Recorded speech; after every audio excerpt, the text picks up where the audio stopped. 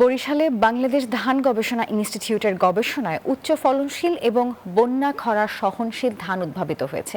এ বিষয়ে বিস্তারিত জানাতে যুক্ত হবেন সহকর্মী সাইফুর রহমান মিরন। মিরন, জানাবেন এই নিয়ে কি কি তথ্য আছে আপনার কাছে, কি বলছেন সেখানকার বিজ্ঞানীরা? নাফিসা, আপনি জানেন যে বাংলাদেশে আবহাওয়ার উপর নির্ভর করে উচ্চ ফলনশীল ধান আবাদের জন্য আমাদের যে বাংলাদেশ কৃষি গবেষণা ইনস্টিটিউট নানানভাবে পরীক্ষা নিরীক্ষা করছেন। কিন্তু এবারে সবচেয়ে বড় একটি বিষয় হচ্ছে গত 3 বছর ধরে তারা একটি নতুন জাতের ধান উদ্ভাবন করেছেন, যেটার নাম হচ্ছে ডায়াবেটিস রোগীরা এই ধান খেতে পারবে, সেই জন্য চাল খেতে পারবে। সেই ব্যবস্থা করেছে বাংলাদেশ কৃষি ধান গবেষণা ইনস্টিটিউট। আমাদের সামনে এখন উপস্থিত আছেন বাংলাদেশ ধান গবেষণা ইনস্টিটিউট বরিশালের প্রধান বৈজ্ঞানিক কর্মকর্তা ইকবাল হাসান খান। আমি তার সঙ্গে একটু কথা বলতে চাই যে মূলত এই ধানটি কেন, কি জন্য আপনারা আবিষ্কার করলেন, কি মনে হচ্ছে? আসলে ডায়াবেটিস যাদের আছে তারা ভাত খাইতে পারে না, কিন্তু তারা ভাত খাইতে চান। তো বাংলাদেশ ধান গবেষণা ইনস্টিটিউট তাদের কথা চিন্তা করেই ডায়াবেটিস রোগীদের জন্য বিরিধান 105 নামে এই ধানটা আবিষ্কার করছেন। এই ধানে আর কি কি, মানে ধানের আমরা দেখলাম ধান ক্ষেতের পাশে আবার সূর্যমুখী চাষ করছেন কেন? আচ্ছা, এখানে আমরা যেটা চাষ করি ইকো ইঞ্জিনিয়ারিং, পোকামাকড় দমনের জন্য একটা সুন্দর পদ্ধতি। কীটনাশক ব্যবহার না করে আমরা এই ইকো ইঞ্জিনিয়ারিং পদ্ধতিতে আমরা দমন করতে পারি।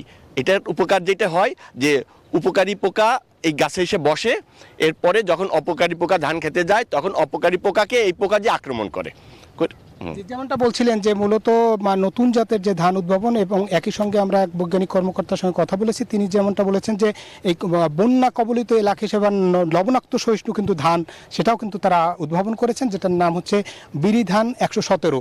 সেটাও তারা আবাদ করছেন এবং পরবর্তীতে তারা এটি কৃষক পর্যায়ে ছড়িয়ে দেওয়ার জন্যই মূলত কাজ করছেন। মূলত আপনাদেরকে জানিয়ে রেখে বাংলাদেশ ধান গবেষণা ইনস্টিটিউট যে বরিশাল অঞ্চল, তারা এই ধানের বীজ সংগ্রহ করে এবং এই বীজগুলোই মূলত দেশের বিভিন্ন কৃষক পর্যায়ে ছড়িয়ে দেয়, যাতে করে কৃষিতে সম্প্রসারণ হয় এবং পরবর্তীতে খাদ্যশস্য অর্থাৎ সমৃদ্ধ হয় বা হবে বাংলাদেশ, এমনটাই তারা বলছেন। এবং এর পাশাপাশি তারা নানান জাতের ধান কিন্তু আরও উদ্ভাবন করছেন। এবং এখানে আমরা যে কৃষি অর্থাৎ বাংলাদেশ ধান গবেষণা ইনস্টিটিউটের যে জায়গাটিতে আমরা আছি, এখানে কিন্তু ব্যাপক জমি অর্থাৎ অঞ্চলে তারা কিন্তু এই ধান চাষ করছেন এবং এখান থেকে বীজ সংগ্রহ করে সেই বীজই কিন্তু কৃষক পর্যায়ে ছড়িয়ে দিচ্ছেন।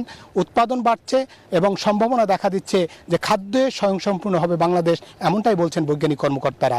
এই ছিল বরিশাল থেকে আমার কাছে বাংলাদেশ ধান গবেষণা ইনস্টিটিউটের যে নতুন জাতের ডায়াবেটিক ধান সহ যে উচ্চ ফলনশীল ধানের আবাদ করছেন তার সবশেষ তথ্য। ফিরছি স্টুডিওতে। নাফিসা। মিরন, ধন্যবাদ আপনাকে।